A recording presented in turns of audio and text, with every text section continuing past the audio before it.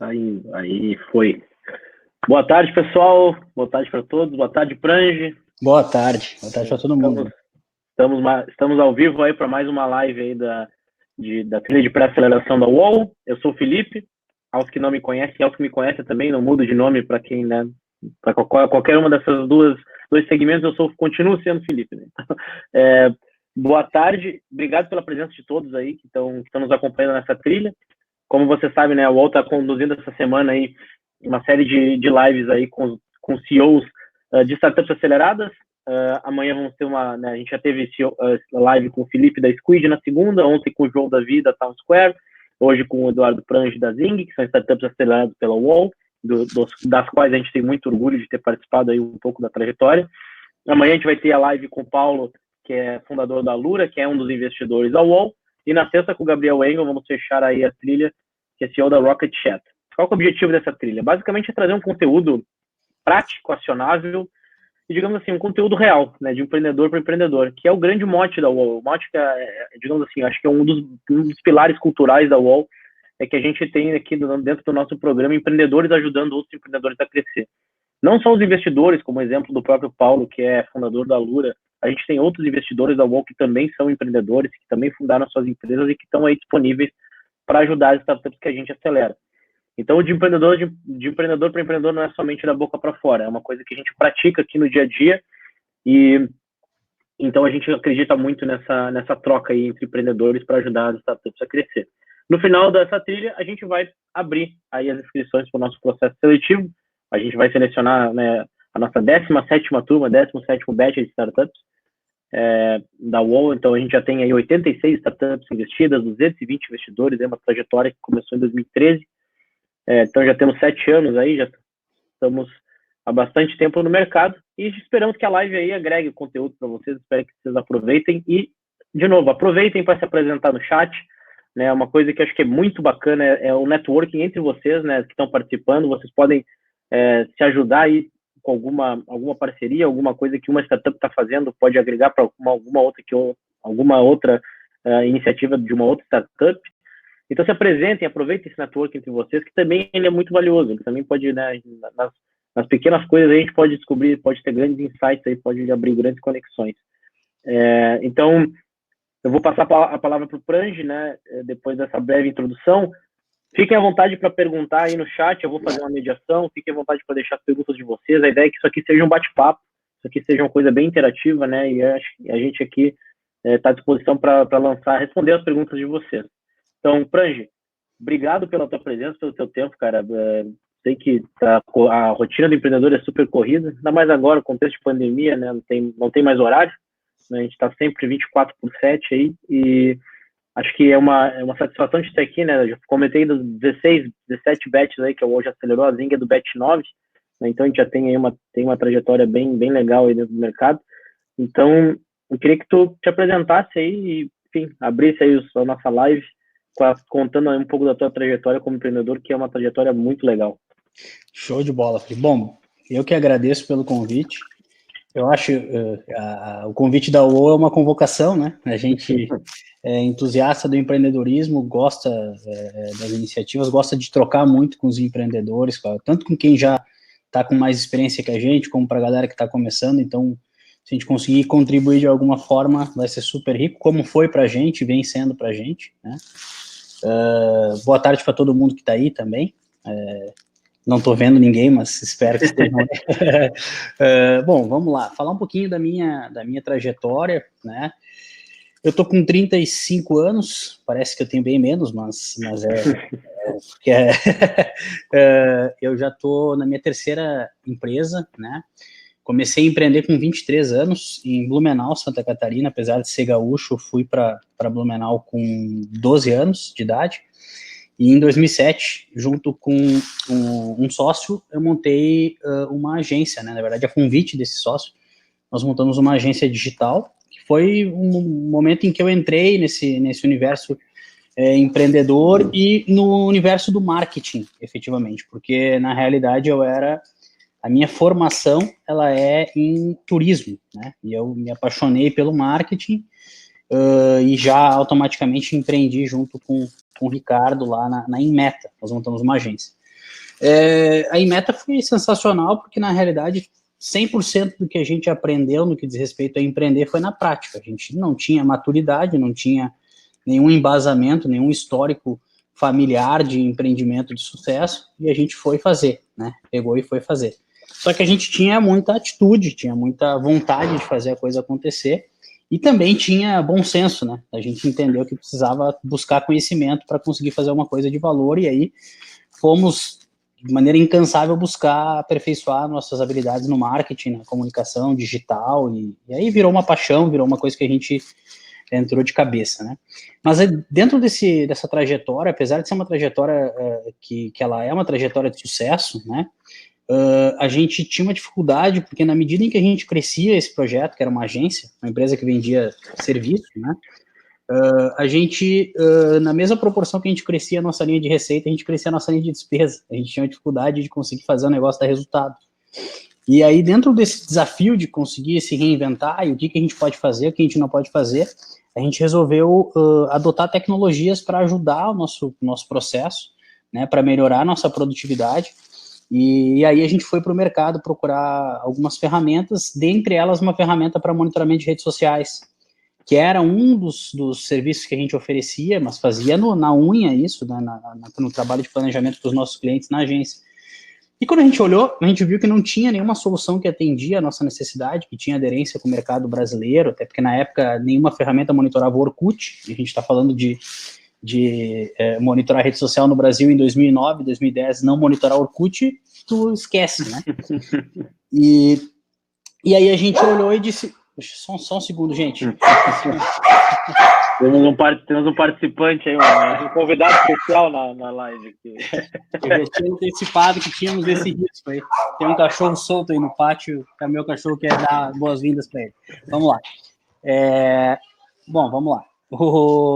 E aí o que aconteceu? A gente, quando começou a desenhar esse produto para atender a nossa necessidade, porque a gente não encontrou uma solução no mercado, a gente acabou muito rapidamente vendo que esse produto ele seria um produto escalável, que ele, diferente do nosso projeto original, que era em Inmeta, ele poderia ganhar escala, ele poderia trabalhar numa margem diferente, ele poderia crescer numa estrutura enxuta, né? Bom, um monte de coisa que hoje está muito óbvio, mas que naquela época a gente não tinha nem muito acesso a isso, quer dizer, tinha acesso à informação, mas não era tão disseminado a cultura do SaaS, né? E aí a gente resolveu fazer uma spin-off da nossa agência e montar uma empresa que vendia a licença de uso de uma ferramenta de monitoramento de redes sociais, que era a Seeker, né? A Seeker, ela foi uma das primeiras empresas brasileiras de monitoramento de redes sociais. Na época a gente é contemporâneo com a Scoop, que foi uma outra empresa que fazia isso, né?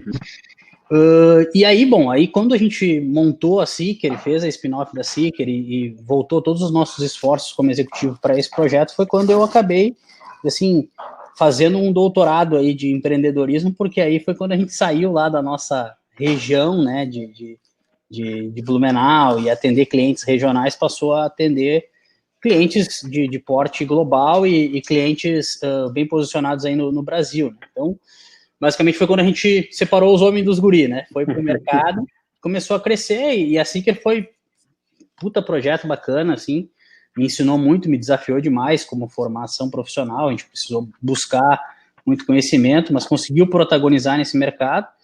E durante essa trajetória na Seeker, eu me conectei com esse universo de monitoramento de informações, assim, né? E aí foi uma paixão que apareceu ali no meio do caminho, onde eu justamente comecei a querer entender um pouco mais e querer orientar os meus esforços um pouquinho mais para essa parte de monitoramento de informações. E, em contrapartida, na Seeker a gente começou a escolher um outro caminho, que era um caminho mais voltado para a tecnologia de monitoramento e relacionamento de marca e consumidor. Foi quando chegou o meu momento e eu disse, poxa, eu acho que agora é hora de eu começar um projeto novo que tenha essa relação e que mantenha essa relação de monitoramento de informações. Foi quando surgiu a ideia ainda não tinha nome, né, mas da primeira plataforma de Big Data Analytics para comunicação e marketing. Essa oportunidade, ela foi, apesar de ser um desejo muito grande, né, meu, ela foi mapeada com um carro andando, né? Eu vi essa dor no mercado de a gente ter uma solução de mercado que conseguisse empoderar de fato a tomada de decisão dos gestores da área de comunicação e marketing, e não via esse problema sendo resolvido, né, com tanta intensidade. Foi quando a gente resolveu colocar uma energia nisso, e aí resolvi empreender, montar a Zing. Mas montar a Zing seria um desafio idêntico ao montar as outras empresas, né, começar do zero, e aí me juntar com caras que sabem fazer isso acontecer, porque na verdade só ter a ideia não serviria para nada. Foi quando eu volto a Porto Alegre, e aí me associo ao César Paz, que foi o nosso sócio investidor anjo, né, que foi o cara que comprou o PPT lá atrás, antes mesmo da gente ter nome, etc, né, e o Saldanha, né, que é o André Saldanha, que é o meu sócio e é o CTO da Zing, que materializou esse projeto. A gente lança para o mercado em 2017, então, assim, só para me atrapalhei um pouquinho com a história do cachorro, mas eu atuei como, né, fundador e executivo da Seeker até março de 2016. De março de 2016 a março de 2017, eu estava nesse processo de transição, estava desenhando um pouco desse projeto que viria a ser a Zing. Em março de 2017 ela nasce, né, no mercado. Eduardo, só para o pessoal também, acho que entender um pouco do perfil da tua história na Seeker, que eu acho que foi uma grande escola para ti, né? Na verdade, tu acho que deve ter aprendido bastante coisa dentro da Seeker. Foi tua primeira, talvez, foi a primeira startup que tu fundou, certo? Startup como startup, né? Eu achei um conceito muito legal, porque tu saiu de uma estrutura de serviços, né? Que tu não via escala, né? Tava sempre a receita aumentava, mas aumentava o custo também, né? Então tu buscou uma escalabilidade ali no modelo da Seeker que acabou tendo sucesso. Que tipo de clientes que você atendeu na Seeker? Qual foi a expertise, a experiência que tu adquiriu de mercado ali na Seeker em relação ao dia a dia desses clientes, assim? Vamos lá. O bacana da questão da escala, e aí foi onde a gente teve esse contato com a Seeker, foi justamente a gente se ver dentro de, cara, todo e qualquer tipo de negócio, né? Obviamente que o nosso posicionamento, ele tinha uma aderência maior com o middle market e com o enterprise, porque não tinha nem relação com o ticket de produto, mas com maturidade de cliente, que tinha uma percepção de valor sobre a oferta que a gente fazia, né? E aí depois, com o tempo, a gente conseguiu ir criando algumas versões de produto para ter uma escala ainda maior no long tail, né?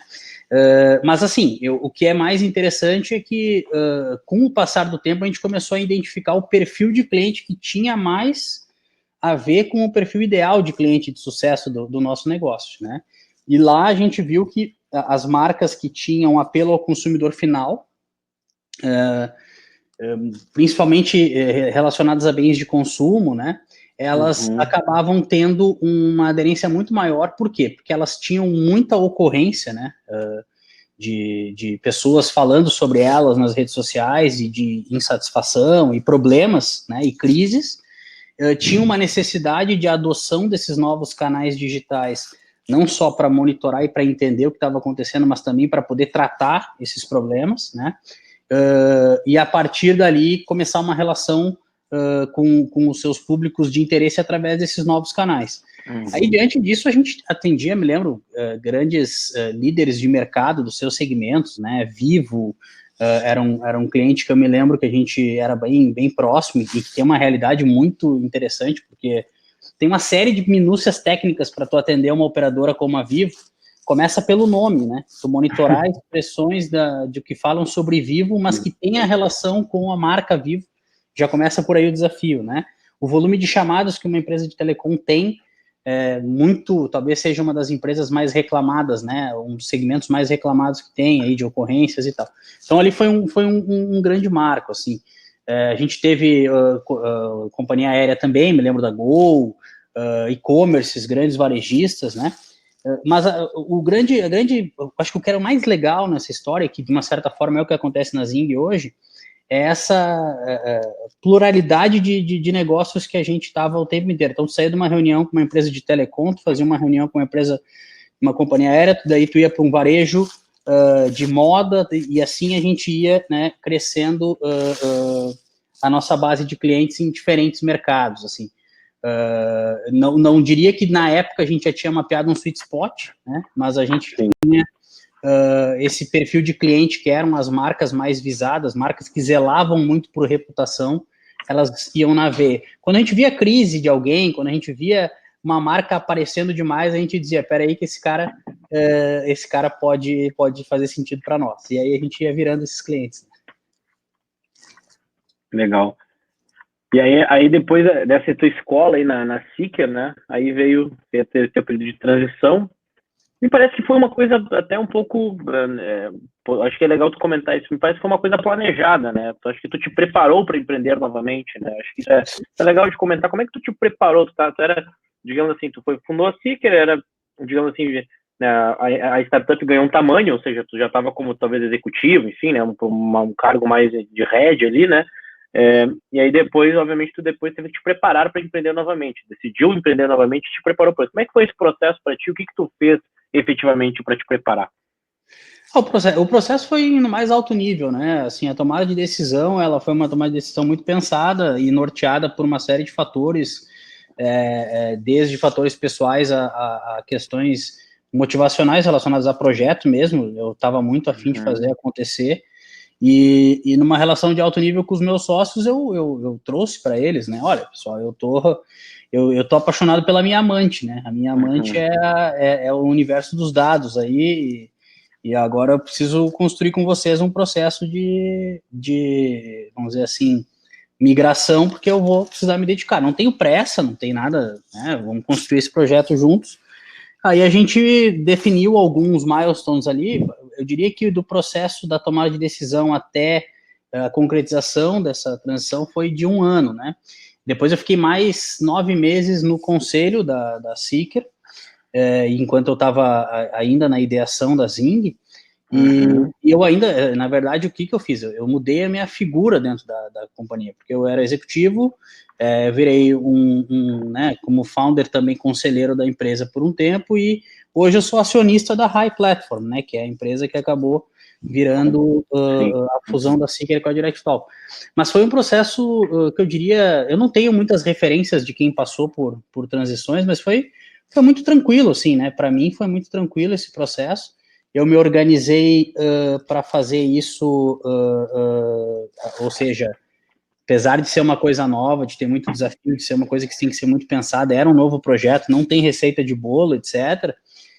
Eu estava muito, muito seguro do caminho que eu estava procurando, porque era uma área que eu tinha uma afinidade muito grande. Então, assim, o problema que eu queria resolver, né, que eu estava enxergando uma oportunidade, estava muito claro, isso já estava vencido. O maior desafio ali era conseguir, daí, de fato, entregar um valor, né, pensar num produto que conseguisse resolver isso, que ali foi um pouquinho do desafio inicial da Zing, que toda startup tem, que é do Product Market Fit, né, e a gente, acho que até hoje o Saldanha deve ter um pouco de mágoa em relação a isso, brincadeira. A nossa primeira versão do produto, nosso MVP na Zing, ele foi, cara, muito, muito irado. Que assim, ele era muito mais amplo do que um MVP de qualquer outro negócio. Era uma porrada de dados que a gente capturava de vários lugares diferentes, bases de dados de governo, que era inconsistente pra caramba, tal. Moral da história, né? O aprendizado que eu fui ter 10 anos depois de empreender pela primeira vez, né? Cara, tem que usar muito o teu cliente na validação, né? Tu tem que envolver, tu tem que trazer ele para esse processo de validação, porque a primeira versão do produto que a gente lançou, ela era linda, todo mundo achava sensacional, mas a gente não conseguia fechar negócio, porque era um negócio que estava um pouco à frente do momento do mercado. E aí a gente precisou dar uma reduzida, né, na nossa oferta, no nosso escopo tecnológico, para ficar mais aderente ao mercado e para o momento que ele vivia na época, né? Então, a gente está sempre se reinventando, né? São 3 startups, claro que o cara vai criando uma casca, vai criando... 3 startups, não, 3 empresas, 2 startups, mas assim, de longe a gente acha que que já conhece os atalhos, não tem nada disso, a gente cada vez começa do zero. O planejar esse processo de transição, a condução do processo e assim, várias premissas que eu fui construindo ao longo da vida, eu usei no projeto da Zing, né? Dentre elas, a questão do foco, né? De tu estar dedicado integralmente no negócio, sem ficar abrindo várias frentes. Outra questão que eu usei como premissa muito da questão da trajetória, ser uma trajetória divertida, da gente viver muito o momento, né, e construir um aprendizado e tal. São premissas, basicamente, que eu coloquei no contrato meu comigo mesmo antes de começar o projeto. Uhum. E eu volto e meia, tô lá olhando essas cláusulas, né, para ver se eu não estou infringindo nenhuma delas. Mas é por aí, estamos sempre se reinventando, não tem nada de diferente dos outros projetos anteriores. Bom, e daí tu começa a Zing, né? Daí esse início aí, tu com o César Paz como investidor, o Saldanha como CTO, vocês iniciam aí a buscar a validação do modelo da Zing, né? Como é que foi esse início? E vocês, quando tu comentou ali que o produto era bem mais do que ele deveria ser, talvez, né? Começaram com uma versão já, talvez um MVP muito completo, ou até complexo, talvez, mais features, talvez, do que ele deveria ter. Como é que foi esse início da Zing? Qual foi importante?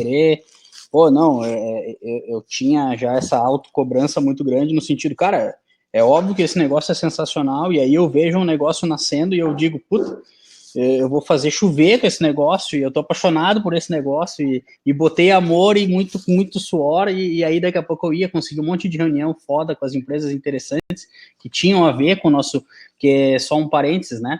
Quando a gente lançou a plataforma, a gente adotou a estratégia de atuar em verticais, e aí a gente surgiu inicialmente para atuar na vertical de alimentos e bebidas, né? Então eu tinha uma percepção de que, nossa, era basicamente qualquer cara desse mercado, se não quisesse comprar nosso produto, ele era no mínimo irresponsável, para não chamar ele de louco. e aí, pô, a gente começou a ver, e aí foi no momento em que eu comecei a entender um pouco de algo que na realidade não aconteceu antes lá na Seeker, não aconteceu lá em Meta, né? Por que não aconteceu? Porque, bom, a Inmeta, como eu disse, foi aprender fazendo, né? A Seeker, de uma certa forma, apesar de ela ser aprender fazendo, já tinha um pouquinho de casca empreendedora ali, que era fruto da Inmeta, mas ela já nasceu para atender uma necessidade da Inmeta. Então, assim, desse tudo errado naquela época que a gente montou, a gente pelo menos já tinha dado certo porque a gente estava resolvendo um problema nosso no nosso outro negócio, né? A Zing não. Então, assim, a Zing, ela nasce e aí, problema de quem que a gente está resolvendo, né? E aí começou a bater na porta de vários players daquele mercado, né, do segmento de alimentos e bebidas. Conseguia fácil reunião, por causa que o speech de abordagem ele era muito vencedor, assim, mas eu acho que assustava o pessoal olhava e disse, putz, quem vai mexer nisso? Enfim, não sabia exatamente o que fazer com aquele monte de informação que a gente estava trazendo, né? Bom, aí como é que a gente foi validar e foi pivotar? A gente começou a apresentar para outros mercados a solução, e aí, basicamente, o nível de interesse ele era muito parecido, né? A única diferença é que, pô, o cara ia entrar numa outra feature que tinha na plataforma que não fazia sentido para o segmento de atuação dele, porque ele era na veia do mercado de alimentos e bebidas, né? E aí a gente disse, poxa, cara, mas e se a gente pegar esse produto e a gente tirar esses módulos que são aderentes só para essa vertical e criar uma plataforma generalista aqui no meio, a gente pode vender para todo o mercado. Pode, vamos testar? Vamos. Aí a gente tira esses dois, não mudou nossa comunicação, não mudou nosso discurso e começou a testar isso. E aí a gente começou a virar. Começou a virar.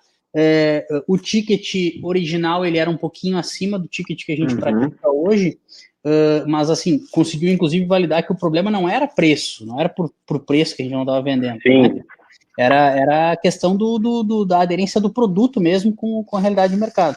E aí, a partir daquele segundo semestre de 2017, que a gente começa a fechar os contratos com mais consistência, com clientes mais relevantes e tal, né? E aí já começa a combinar muito com a nossa aproximação da própria UOL, né? Então, assim, a UOL, a gente é do Batch 9, né, Felipe? Final de 2017. Isso, a gente entrou no final de 2017, começou a rodar o processo de aceleração em início de 2018, e aí para nós tudo isso só somou, né? Porque aí passou a ter muito mais apoio para discutir o negócio, para questionar o negócio, para apontar caminhos, né? E alternativas, enfim. E aí acho que ao longo dessa caminhada ali, 2018 já foi um ano que a gente se sentiu muito mais seguro para atuar com esse modelo, com esse formato. Lança o Zing Score, que é o indicador de presença digital, que mostra um pouco da maturidade do próprio negócio já acontecendo, né? E aí a gente, acredito que pode dizer que 2019, que foi o ano passado, foi o ano em que a gente disse, cara, é isso mesmo, está crescendo, a empresa está crescendo, cresceu 400% no ano passado, claro que era uma empresa super pequena, mas cresceu. E esse ano está crescendo e visa crescer ainda mais também, né, em relação Sim, eu acho que tem uma pergunta do Alexandre aqui, Prange, que eu acho que talvez ela mude, a resposta mude para diferentes fases da startup, mas ele pergunta como é que eram feitas as ações comerciais do produto, venda direta, canais, enfim, web, como é que vocês faziam? Acho que isso talvez mudou, né? Desde o início que vocês estavam validando o produto até depois vocês conseguirem talvez ter um pouco mais de escala nesse processo. Como é que é o processo de vendas de vocês, respeitando as diferentes fases de maturidade da startup? Bom, vamos lá. Eu, querendo ou não, eu tinha já vamos dizer assim, uma rede de contatos muito grande na área da comunicação e do marketing, porque eu já estava há 10 anos nesse mercado, né, vivendo desse mercado.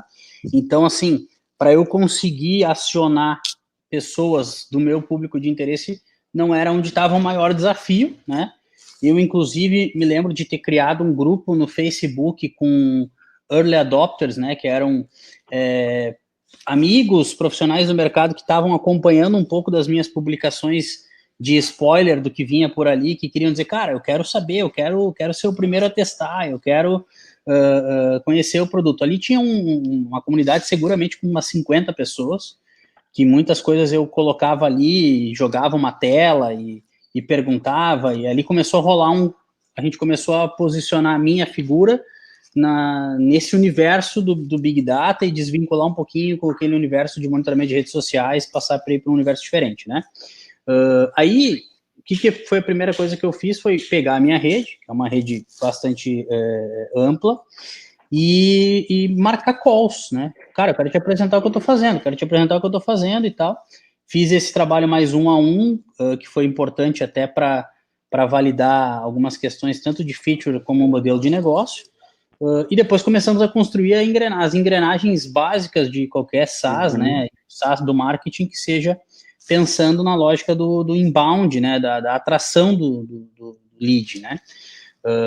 E então, sempre naquela lógica, trabalhando com produção de conteúdo, buscando relevância em relação ao nosso mercado, e fazendo, nunca uma coisa eliminando a outra, e fazendo a nossa prospecção também, usando muito o LinkedIn, né? LinkedIn, adiciona, manda mensagem, faz, um trabalho que a gente faz proativo, mas assim, sempre no raciocínio de escala, né, de que, cara, eu preciso fazer uma estratégia de encontrabilidade que seja consistente e que permita que os meus diferentes públicos, né, eles facilmente me encontrem nos pontos de contato que eles vão procurar. Então, pô, no Google, como é que esse cara procura? Estratégia nossa lá, rede social, estratégia nossa lá. Muito trabalho de PR, né? A Zing, ela acabou... Foi muito interessante, assim, os primeiros anos da Zing, eu nunca participei de tanta matéria, entrevista, né? Porque ela nasce com uma coisa muito forte, que é assim, ela surge no mercado no momento em que o Big Data é a bola da vez, né? Então acaba sendo uma coisa de timing também, e a gente está ali materializado, né? A gente existe, a gente não é aquela coisa do Big Data feitiço, dos robôs. Não, é um produto, tá ali, um universo absurdo de dados, captura um monte de coisa, dado no estrutura, mas o cara consegue se conectar muito rapidamente com esse mundo, né? E isso gerou muita visibilidade para nós, que ajudou também nesse processo de atração de leads, né? Hoje a nossa estratégia, hoje eu não vou nem dizer que é hoje, ela já seguramente há mais de ano, ela é muito em cima dessas duas frentes, né? A gente trabalha a aquisição proativa através de LinkedIn e base de e-mail, né? Faz algumas coisas de e-mail também, mas 80% aí dos leads que a gente tem, eles são oriundos da nossa estratégia inbound, que não tem nada de muito sofisticado, assim, nem tem grandes processos de automação, né? Não é máquina de vendas, a gente tem tido muitos cuidados, tá? Assim, importante dividir com o pessoal, são momentos diferentes, mas a gente tem usado o máximo possível de oportunidade que a gente tem de trocar com o cliente, de trocar com o lead para a construção do aprendizado do negócio. Então, aquele negócio de tu vender a qualquer custo, de tu vender vender pela venda mesmo, né, e tu facilitar só o processo de entrada do cara, mas não se preocupar com a entrega de valor, é uma coisa que a gente descartou. Não é crescer acelerado pelo reconhecimento e o mérito ser da venda, né? A gente quer que tenha esse mérito de venda, mas que ele seja ainda mais embasado pela qualidade e pela entrega de valor do produto, da solução. Então, então não respondi objetivamente, mas eles são esforços complementares e que acontecem em diferentes momentos aí. A parte da venda é onde eu acho que talvez haja mais testes, né? Porque você tem que, de fato, e vocês se preocupavam muito com isso, né? De fazer um trabalho bem próximo com os primeiros clientes para entender, né, como é que vocês poderiam replicar a estratégia, né? Começaram com uma estratégia bem mais próxima, né? Que não escala, mas que é necessária, às vezes, no início ali, para você entender o perfil, entender como é que o cliente se comporta, como é que ele vai buscar, vai achar a tua solução depois, né, no Google, por exemplo, e aí que tu começa a entender um pouco mais onde é que está a escala desse teu processo de venda, né? Criar uma estrutura de inside sales, enfim. Acho que e é bem o playbook do SaaS, né? Bem o playbook do SaaS que a gente vê por aí, tantas startups SaaS sendo bem sucedidas em replicar o modelo que talvez o primeiro case mais concreto disso foi resultados digitais, que conseguiu replicar o RD Station dessa forma, né? O Jair perguntou quanto tempo ficou sem receita a Zing, desde o início dela. Deixa eu pensar, né? Bom, é que o negócio, assim, só para a gente... Receita de cliente, a gente teve o primeiro cliente já assim que lançou a plataforma, que foi a Das Bier Cervejaria de Santa Catarina, que inclusive foi um cliente que eu tenho um puta carinho. 50% do contrato era permuta de chopp, né? E isso foi muito bom, é uma bebida de muita qualidade, mas é muito legal. Estimula a criatividade. Não, e é muito legal porque a Das Bier, ela conseguiu tirar proveito, né, na figura do Juliano, que era um amigo de longa data, um profissional do mercado nosso, um cara que eu acho muito foda. Ele era um desses que estava me acompanhando, e aí quando ele viu, cara, quando tu lançar esse negócio eu preciso conhecer. Ele foi o primeiro, cara, eu quero, viu que era para alimentos e bebidas, e aí ele tinha lá uma frente com a Das Bier e fez o contrato, e muito rapidamente, em 3 meses, ele fez um case de desenvolvimento de uma cerveja com base nas evidências que eles tinham conseguido encontrar através da nossa solução. Aquilo para mim é lindo, né? Lançado no Festival da Cerveja. Mas a nossa operação, ela nasce com uma característica diferente das startups normalmente, né? E eu acho que isso foi um privilégio da Zing, porque a gente, como o meu primeiro sócio foi o investidor anjo, foi o César, isso viabilizou a nossa operação por algum tempo, por alguns meses, né? O aporte que ele fez para garantir que a gente conseguisse se manter, né? Garantir o leite das crianças em casa, que é uma coisa muito diferente, é um privilégio mesmo, muito diferente do que eu estou acostumado e vivi nas outras startups. Bom, dito isso, eu vou te dizer assim, ó, não tão preocupado com receita, porque no primeiro mês já tinha lá 2, 3 mil reais, que para a época fazia muita diferença. Mas eu diria que o break-even, né, que seria o momento que a gente começou a pagar nossas contas, às vezes um pouquinho mais, sobrava um troquinho para o churrasco, às vezes consumia o troquinho do churrasco, foi no segundo semestre de 2018. A gente ficou aí 18 meses, seguramente, nessa de queima caixa, procura recursos. Teve o investimento da UOL junto com o Startup Brasil, né? Também nos ajudou a sustentar a operação por um determinado tempo. Então, assim,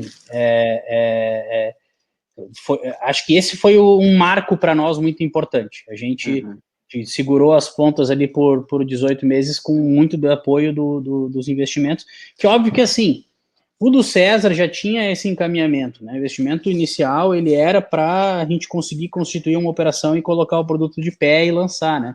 O da UOL, ele vem com a ideia de acelerar um negócio que já existia. E aí, se a gente pegar um pouquinho da nossa trajetória, a gente vai ver que tem uma linha de depois do nosso processo de aceleração que conversa com o nosso crescimento, né? Que aí quando a gente já está acelerando, usando esse recurso também e todo o apoio aí da turma para fazer o negócio decolar. Né? Legal. Seguindo aqui com as perguntas do no chat, o Carlos tem uma pergunta sobre as atribuições técnicas de um CEO. Quais atribuições técnicas e comportamentais acha ideal para um CEO? Interessante a pergunta. Cara, essa pergunta é bem difícil, porque, como é que eu vou dizer assim, né? Eu nunca trabalhei com um CEO, né? Não tem um CEO de referência para dizer, putz, esse cara eu acho muito foda, assim.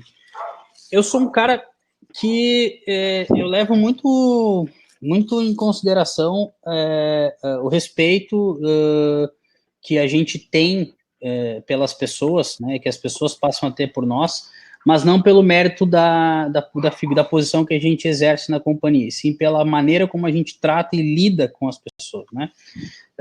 Então, acho que, assim, talvez uma habilidade ímpar que eu valorize num CEO e que eu me esforço muito para ter é no trato com as pessoas, né? Para as pessoas, primeiro, das portas para dentro, né? As pessoas pelas quais trabalham conosco,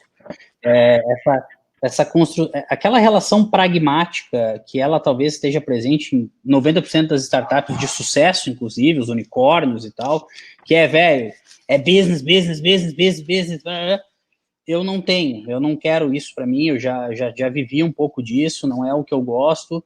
Eu acho que a gente tem que ter muito resultado, mas a gente tem que ter o caminho tem que ser muito vamos dizer assim, gratificante, né? E não só o resultado ser gratificante. Agora, obviamente que tem uma série isso tudo que eu estou falando sim, tem uma preocupação, sou orientado a resultados, sou um cara de meta, sou um cara que quero crescer o tempo inteiro, mas isso para mim é consequência, não é o que me motiva todos os dias, né? E aí, com relação à questão técnica, eu acho que a gente tem que ter uma multidisciplinaridade muito grande, né? De uma certa forma, quando tu é CEO de uma startup, né?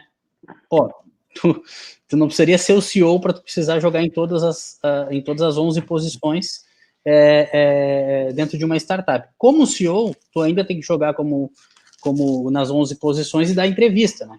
Que é falar com o mercado ali e tá fardadinho em alto nível. O que eu quero dizer com isso? Assim, que eu me sinto desafiado todos os dias em aprimorar os meus conhecimentos em coisas que eu não tenho grande afinidade. Por exemplo, eu tenho uma empresa de tecnologia, né? E eu não sou um cara técnico. Tudo bem, eu tenho um sócio absolutamente diferenciado e que faz toda essa parte acontecer, né? Mas as minúcias de um negócio, de uma empresa de tecnologia, não são o meu core, né? Minha atividade-chave. Bom, o que eu procuro fazer? Procuro entender quais são os indicadores de sucesso básico para esses negócios dentro do mercado. Com base nisso, eu me aproprio, eu entendo esses indicadores, entendo por que eles existem, e eu boto eles para dentro da empresa, né? E passo a me guiar por esses indicadores. Coisas básicas de uma empresa de SaaS qualquer. Então, por exemplo, muito na parte técnica, que é onde talvez eu tenha uma limitação maior por não ser desenvolvedor, são coisas muito básicas relacionadas aí a churn, NPS, vamos dizer assim, até o nosso net, que seria o crescimento dentro da carteira de clientes,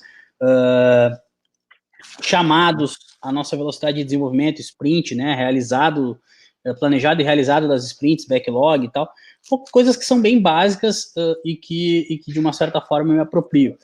E também sou um cara que reconheço muito as minhas fragilidades, cara. Assim, eu vou dizer que eu descobri que talvez no fundo, a minha grande paixão nessa história toda seja pelo produto.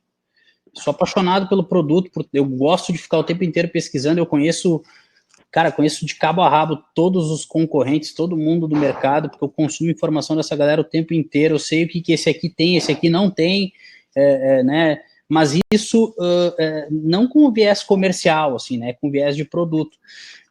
Eu não gosto da parte administrativa, por exemplo. Né? E isso para um CEO é uma coisa que é frágil. Não gosto de ficar olhando no bit, né, o centavo, se gastou, se não gastou, né, alguma coisa. Eu, basicamente, tento me cercar dos indicadores certos para fazer esse controle aí no dia a dia. Mas não vou conseguir te responder, Carlos, essa pergunta, porque, sinceramente, cara, eu acho que eu não sou assim, não sou um CEO modelo, né, cara? Eu sou o CEO, tenho esse desafio dentro da empresa. Minha autonomia, ela é máxima, desde que converse com aquilo que foi combinado no conselho da empresa. Ou seja, eu posso fazer tudo aquilo que foi combinado, né? E eu tenho a obrigação de fazer tudo aquilo que foi combinado no mais alto nível, e é isso que eu me esforço. Mas não sei quais são esses atributos todos. Preciso descobrir. Eu acho que não tem uma receita de bolo em termos de quais são as melhores atribuições para um CEO, né? Mas eu acho que, por exemplo, acho que a humildade de reconhecer que o CEO não é um super-herói, né, e não vai ser expert em tudo, já é um bom começo, um bom caminho, para justamente ele entender onde que ele precisa agregar experiência e conhecimento dentro da startup, que tipo de pessoa que precisa agregar junto pro projeto, né? Eu acho que tu teve esse conhecimento muito lá no início, tanto trazendo o César Paz como investidor anjo, que é um cara que conhece muito do teu mercado, quanto com o próprio Saldanha, que é o CTO, que é um conhecimento técnico que tu não domina, que tu também agregou o projeto lá desde o início. Então acho que isso é um ponto, acho que o ponto principal, né, talvez o ponto de partida seja reconhecer onde que o CEO não manda bem, ou de repente não tem tanta intimidade, né, uma área que não tem tanta intimidade, mas justamente buscar pessoas aí que possam complementar essa expertise, né, acho que é por aí.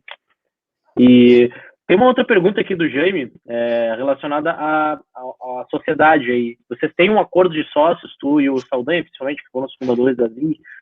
Como é que vocês, acho que dá para aprofundar um pouco, né? Vocês têm um acordo de sócios e como é que vocês talvez aprofundaram aí o entendimento de cotas de participação, de dedicação de tempo, de eventualmente se algum dos dois quiser sair?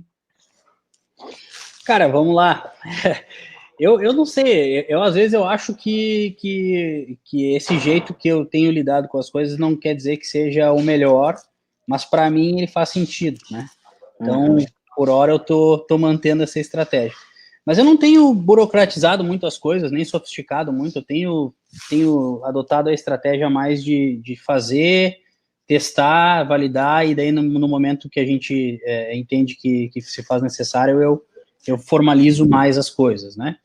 O Saldanha, na realidade, ele foi um cara que, inicialmente, a proposta que eu fiz a ele, ela era uma proposta que tinha uma disparidade. Eu teria uma participação no negócio bastante superior à participação dele, né?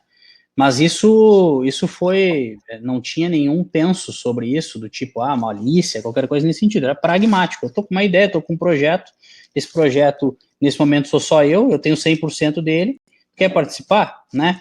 Se quiser participar, eu tô disposto a te entregar tanto por isso, né? Só que, por que eu tô contando isso? Porque muito mais preocupado do que essa questão do bit, de contar, de ver quanto é que valia, de não sei o que, essa minha ideia, que não valia nada enquanto ela era só uma ideia, exceto pelo fato de que tinha um investidor anjo, não podia ter melhor investidor anjo do que o César, acreditando nessa ideia, por hora era uma ideia, né? E muito rapidamente, eu conversando com o Saldanha, eu disse, não, esse é o cara que eu preciso ter no meu negócio, e deu, não tem... qual é a condição, né? A gente fez de imediato uma participação equivalente, né, minha e dele, com algumas combinações relacionadas às nossas remunerações, né? Porque, bom, já respondendo uma outra coisa, combinação, como é que era a dedicação? Cara, minha premissa, eu não sou aqui de ficar dando dicas, porque não acho que eu tenho aqui dedicação para isso, mas foi dedicação integral. E, se possível, se existir tempo além do integral, que assim seja, porque a minha teoria se tu te dedica 100% pro negócio, é foda pra caralho de tu fazer ele acontecer.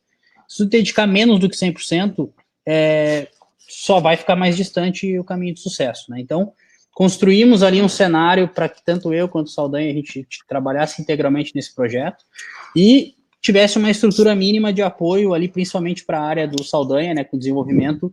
A gente trouxe algumas pessoas para nos ajudar a conceber essa primeira versão lá, o MVP da Zing. Isso a gente fez. Depois a gente,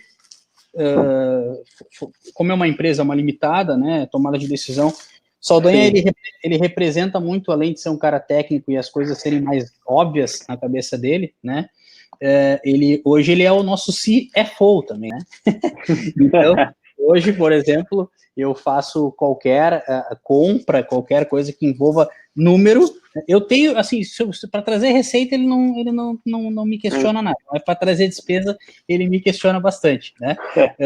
Então, a gente tem essas atribuições, mas a gente leva de um jeito muito leve, assim, a gente troca muita figurinha nesse sentido, faz bastante bate-papo, é muito transparente, uma relação muito tranquila no sentido de, cara, putz, essa porra que eu tenho que fazer é foda, eu não sei fazer essa merda, tu consegue me ajudar? Pô, mas isso aí tu tinha que fazer, mas não sei fazer, nós não vamos fazer e tal. A gente leva numa boa essa relação.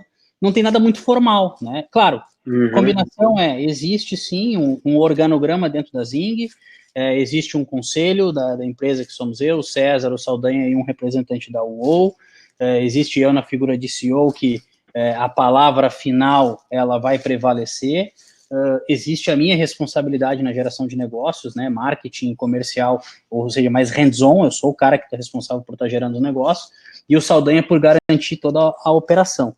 Mas dentro disso tem vários desdobramentos que volta e meia a gente surfa na onda do outro ali, que é para se ajudar, né? Então... Sim. Interessante que tu comentou isso do Saldanha seu CFO, que tem uma pergunta aqui do Gabriel, justamente sobre a parte financeira, sobre se você já tem uma equipe formada, Saldanha. Imagino que ele está perguntando sobre estratégia, controles e se você tem uma equipe formada para cuidar da parte financeira. Cara, tu sabe que não, mas assim, eu acho que a Zing é diferenciada nesse sentido, tá? Isso talvez seja um legado interessante, porque com a Seeker, como a gente passou por investimento, como a gente passou por todo o ciclo, né, das startups, eu criei uma cultura mínima de governança que ela ajudou muito no processo da Zing. Então, a Zing, ela já nasceu com orçamento, ela já nasceu com reuniões mensais de DRE, de plano, então a gente já tem essa cultura, vamos dizer assim, imersa dentro do nosso negócio, né? Então, como a gente já tem a cultura de orçamento, a gente sabe as regras de trabalhar orçamento, a gente tem uma pessoa que é responsável pela parte administrativa financeira, né, dia a dia, contas a pagar, receber, tem um trabalho um pouco mais próximo, um pouquinho mais sênior do Saldanha, que é de olhar um pouco mais no detalhe algumas coisas, de fazer algumas projeções dentro do que a gente está pensando, né? Eu entro um pouco mais na parte de como lidar com determinadas situações, assim, pensar em solução, fazer algum movimento de mercado para gerar algum tipo de receita ou até para trabalhar no caixa da empresa, né? Mas é meio híbrido, mas o Saldanha, na parte financeira, é o cara que dá a palavra final, né? Eu, basicamente, sou vamos dizer assim, nesse caso, eu sou subordinado às decisões dele ali, porque ele é um cara que faz isso e tem feito cada vez melhor, assim, e é muito bom tu trabalhar com isso bem feitinho, cara, assim, ter a tranquilidade de que aquela projeção, ela é consistente, tu precisa fazer um movimento, mas tu não fica sabendo um dia antes, tu fica sabendo 2, 3 meses antes que tu consegue fazer um movimento de captação seguro, né? Então, para mim, acaba sendo muito mais vantajoso assim do que ter uma grande estrutura, mas não ter essa cultura da governança que ela pode fazer diferença para nós aí no dia a dia. Legal. E tem uma pergunta aqui do Jaime aí sobre o conselho, que foi outro assunto aí que tu abordou, que se o conselho é consultivo, mas eu acho que é legal aprofundar como é que esse conselho, assim, que ter essa prática da reunião do conselho, como é que isso agrega para a startup, o que isso traz de benefício, né, ter esse conselho e se ele é consultivo ou não. Cara, assim, eu diria que para mim, como CEO e como empreendedor, esse é o momento mais aguardado do mês, assim, porque esse é o momento em que a gente, talvez seja o momento de fato em que tu te farda de sócio da empresa, né? Assim, tu olha para a empresa com a cabeça fria, fresca, como sócio da empresa, desarmado das nuances da operação, do dia a dia, da rotina, né? Então, para mim é muito bacana, porque é um momento em que a gente faz uma reunião, basicamente é um turno, a gente reserva de 2, no máximo 3 horas, se tiver alguma coisa muito densa para a gente discutir. E aí, claro, a primeira coisa que a gente faz, então somos eu, o César, o Saldanha, e a gente tem hoje o Cláudio, que é um parceiro nosso da área financeira, inclusive um consultor financeiro, que ajuda bastante nesse processo. a gente começa olhando para o orçamento, né, planejado e realizado. Depois a gente, para cada área da empresa, a gente cria, vamos dizer assim, destaques, né? Tanto o planejado e realizado das áreas, quanto algum fato que de alguma forma mereça naquele quórum ser debatido, ser apresentado. E aí fecha a nossa reunião com questões mais estratégicas, movimentos de funding, M&A e coisas nesse sentido, né? Eu acho que é muito legal esse jeito que a gente leva, que eu até comento de ser um jeito leve e tal. Acho que talvez parte do que eu consegui construir, de mudar esse meu jeito, de ser um cara menos e querer ser um pouquinho mais leve, foi da própria convivência com o César, né? O César, ele é um cara, por mais que seja o nosso investidor anjo, ele é extremamente ponderado, é um cara que nos dá muita calma, muita serenidade, né, no dia a dia, e acaba sendo um mentor para nós, né? O cara que a gente recorre no momento que a coisa aperta, né? Só que a gente tem feito do jeito que eu acho que é muito legal esse momento. Esse é um momento oficial, assim. A gente não conversa, por exemplo, num quórum inadequado sobre uma pauta que é para ser conversada num quórum mais adequado. Então, por exemplo, tem que tomar uma decisão em relação a alguma oportunidade de M&A. Não vou botar a carroça na frente dos bois, semana que vem tem uma reunião de conselho, vou levar um material mais mastigado para que eu quero levar o máximo de informação necessária para que esse grupo tome a melhor decisão necessária para nós, né? Então, acaba sendo assim a nossa troca. E, óbvio, dia a dia, né? O César, que não é executivo da empresa, eu falo com ele seguramente, no mínimo, 3 vezes por semana. Assim, como mentor, né? Claro, mas ele também faz assim, exatamente. Mas eu acho que é legal, até o Jaime tem outra pergunta em cima do conselho, que é nesse sentido, como é que tu participa do conselho, assim, como é em termos de chapéu? Porque ele pergunta se tu participa como executivo que presta contas ou como um sócio que tem interesses investidos, né? Ou ambos, assim, como é que acho que tu trabalha essa divisão, assim? Eu acho que às vezes são coisas meio tricky, assim, né? De fazer um auto-engano, talvez, né? Tu mesmo, como sócio, te elaborar uma meta como executivo, enfim, às vezes é uma coisa bem, bem complexa, né, de lidar. Sim. Não, acho que o grosso da reunião eu sou executivo, né? Eu presto contas, eu dou satisfação, eu mostro o caminho que a gente está adotando e tal. Eu gosto que seja assim, eu acho importante que seja assim, porque a gente tem muita liberdade para atuar, a gente não tem burocracias e tal, mas eu acho que tem um momento em que a gente precisa sentar e dar visibilidade de tudo que está acontecendo, para que todos os envolvidos se sintam extremamente confortáveis, né? Então, assim, mais ou menos tu desburocratiza um processo, mas tu dá toda a visibilidade e transparência necessária para que não vire bagunça, né? Então, ali é um momento que eu presto conta, eu mostro, né, realizado, o que pode ter saído da curva e tal. E aí tem um penso mais como sócio, que às vezes são decisões que a gente tem que não necessariamente elas são decisões, elas vão virar vai gerar uma ação executiva, né? Mas elas, muitas vezes é difícil de você, como executivo, fazer essa avaliação sem o olhar tanto dos teus sócios como do teu pensamento como sócio da companhia, né? E então eu me esforço bastante para tentar separar o nível de energia que eu coloco na empresa quando é um pensamento como sócio, quando é um pensamento como executivo. Como sócio, eu quero que tenha tudo escrito, tudo documentado, tudo não sei o quê. Como executivo, eu quero que seja mais flexível, porque, não vamos ficar... o cara já não tem tempo para porra nenhuma, o cara vai ficar burocratizando o processo. Qual é o meio termo desse negócio? Até onde dá para ir sem prejudicar nenhuma ponta nem a outra, né? Então, esse é um pouquinho do meu desafio. Legal. Bela resposta aí pra gente. E aí, o Jaime tem mais uma pergunta sobre o conselho. O Jaime quer aprofundar os conhecimentos do conselho. Se o conselho, qual é que é o papel dele? Ele aconselha, ele aconselha, fala, ou seja, tem as reuniões e tu decide, ou ele tem o poder dele de decidir também? Cara, tu sabe que assim, ainda, como nós somos uma limitada, a gente não tem hoje um acordo de acionistas, né, e tal, então a gente tem uma tomada de decisão que ela é muito por bom senso, ela visa o consenso. Eu diria, ela é por bom senso e consenso, né? A gente tem muitas divergências naturais, e o que a gente costuma fazer?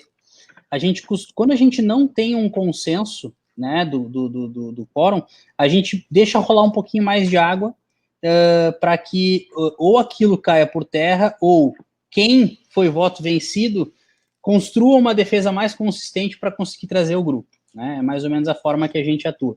E então a gente tem essa forma de trabalhar que ela é muito construtiva. A gente tem pouquíssimas situações em que a gente não aprova, a gente tem muita autonomia, né? E a gente tem essa filosofia de cara, mas é isso que tu acha? Eu não iria por isso, mas é isso. Então vamos lá, vamos testar. Claro, traz depois todas as evidências para que todos os erros que isso puder apresentar de fato sirvam como fonte de aprendizado para nós, mas a maioria das decisões elas acabam sendo consensuais e não tem poder deliberativo dentro da Zing, e nem sequer tem voto formal. A gente ali, cara, faz uma reunião formal, abre orçamento, tudo como manda o figurino, mas é assim, combinação, e às vezes a gente se truca, né? Pô, Saldanha, eu vou fazer isso aqui na próxima reunião, eu vou te mostrar, e aí tu vai ver que dá para ir por esse caminho. Legal. Que é por aqui, se der errado, cara, daqui um mês dá tempo de corrigir, porque ninguém é louco ao ponto de fazer uma cagada tão grande que não dê tempo de corrigir. Né? Então... Claro. Bom, Eduardo, a gente está se aproximando aqui do final aqui do nosso papo, a gente já está chegando em quase 1 hora aí, passa rápido, né? Porque as trocas aí são sempre muito legais e é legal de ouvir aí a história de um empreendedor experiente, que nem tu. O Gabriel aqui comentou, não é uma pergunta, mas é um comentário do Gabriel que eu achei legal reproduzir aqui, que eles estão validando uma solução financeira e falaram contigo em 2018 e gostou muito do papo aqui e agora te mandou um e-mail aí apresentando a solução financeira que eles estão validando. Então, estou tentando fazer uma venda. A única certeza que eu tenho é que esse e-mail vai ser encaminhado para o Saldanha, que é o CFO. Exatamente. Tá legal, mas assim, mas é como o Gabriel foi muito, muito gentil, aí, muito querido, eu vou olhar com bastante atenção também, vou tentar botar na pauta do Saldanha mais rápido. Legal. Então, cara, acho que faz sentido aí fazer acho que umas dicas finais, assim, do tipo, o que funcionou para ti, né? Um pouco do do's and the don'ts, né? O que fazer, o que não fazer nessa tua trajetória, quais foram os aprendizados-chave, assim, né? Que a gente costuma ver nas palestras aí de startups inglesas, os key takeaways, né? Os aprendizados-chave aí que tu teve durante a tua trajetória para a gente poder encerrar esse momento aí com chave de ouro. Show. Bom, eu acho que eu consigo agregar com muito mais coisa do que não fazer do que o que fazer. O que fazer eu estou o tempo inteiro procurando também. Que também é importante saber, o que não fazer é muito importante. Mas eu acho que eu prezo muito pela questão do comportamental e da atitude, né, do foco. Acho que a gente como startup tem negócios que são muito frágeis por natureza, porque são negócios pequenos, são negócios muito novos, né, muitas incertezas.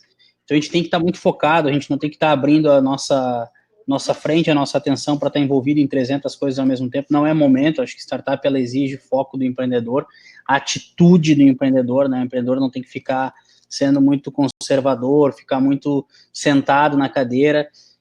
Locus de controle interno, né, cara? Assim, a gente não perde tempo com o que está acontecendo lá fora. Eu invisto 100% do meu tempo, ao invés de lamentar a questão do Covid para Zing, eu penso o que eu posso vender no Covid, né, ponto. E é aí que eu vou investir minha energia, e eu acho que esse caminho é um caminho que ajuda o empreendedor a se reinventar o tempo inteiro. E de verdade, isso é um exercício foda, pelo menos para as pessoas pelas quais eu converso, e para mim também foi, a gente deixar de se cobrar e ter um nível de autocrítica destrutivo, ou seja, vamos começar a se permitir errar e, de fato, enxergar o erro como fonte de aprendizado, de conhecimento, de crescimento, né? Eu sofri muito por isso, assim, era um cara de performance, era um cara que, meu Deus, a minha autocobrança, ela era a maior cobrança de todas, e isso me deixou doente, né, em um dado momento. E hoje eu vejo, não, cara, eu vou errar pra caralho, vou errar mais do que acertar, certamente, mas isso vai me criando casca, vai me deixando mais forte, vai me deixando mais sábio, né, e então acho que são alguns dos pontos que são importantes. Acho que confiar, né, cara, tu entender quais são as tuas fragilidades e procurar, dentro das competências essenciais do negócio, tu te cercar de profissionais que complementem isso, que é minha história lá com Saldanha, né, que é o cara que, tecnicamente, meu papel é quase que só encher o saco dele, porque é ele que vai dizer de produto, esse é o caminho e tal. Eu sou chato, eu sou curioso, eu pergunto, eu questiono, mas assim, não adianta eu querer fazer isso, né, cara? Não é o que eu sei fazer e é o que o cara sabe fazer, e vice-versa também. Ele vem de vez em quando meter os bedelhos nas minhas áreas, eu venho ali, mostro para ele que tem que ser mostrado, tá tudo certo, né? Mas eu acho que é mais ou menos por aí.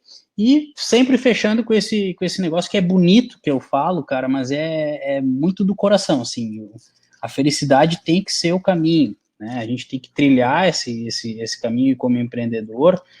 Não é... porque lá no final vai ser do caralho e eu vou ficar feliz. Velho, todo dia tem que ser do caralho. E assim, tem umas frasezinhas bem padrão, né? Pô, faça o que você ama, que os seus dias não serão mais os mesmos, essas coisas. Isso é a minha vida hoje, cara. Minha vida hoje é essa.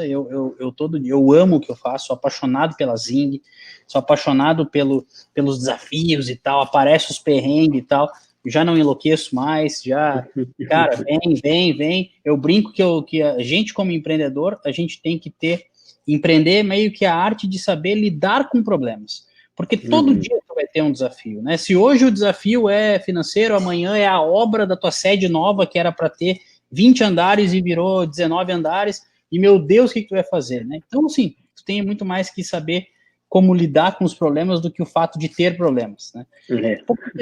Um monte de ideia aí, de dica que talvez possa fazer sentido pra galera. Teve uma pergunta aí sobre CEO, né? Na verdade, o CEO também é um grande PPTO, que a gente chama, né? Pau pra toda obra, tem que fazer de tudo. Exato, boa. Isso aí eu sou bom. E, pô, legal, né, Eduardo? Acho que a mensagem final aí, né, que não é uma jornada, né, não é um destino, então aproveitar a jornada é tão mais importante do que, né, curtir a jornada é tão mais importante do que curtir ali o destino. Acho que nesse sentido eu acho que é onde mais a UOL se encaixa, né, como um parceiro de jornada também. Então, ter compartilhado essa jornada contigo até hoje foi um grande prazer aí pra gente ver o crescimento da Zing, né, desde 2017, onde a gente efetivamente entrou como acelerador. Então, pô, para nós é um prazer aí poder compartilhar contigo, ouvir a tua história e que a gente consiga inspirar mais empreendedores aí, né, a continuar executando, a continuar crescendo. E se a trajetória deles puder ser dividida com a UOL, vai ser um prazer também, como a gente teve o prazer de acompanhar a Zing. Queria agradecer aí, Prandi, pelo teu tempo, pela tua disponibilidade, foi super bacana. Queria agradecer o pessoal aí também no chat que nos acompanhou até agora, as perguntas, enfim.